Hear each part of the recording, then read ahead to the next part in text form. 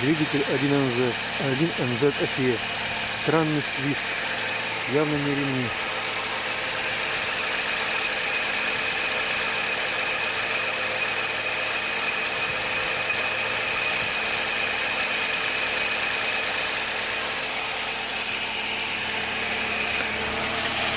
Свист со стороны правого переднего колеса.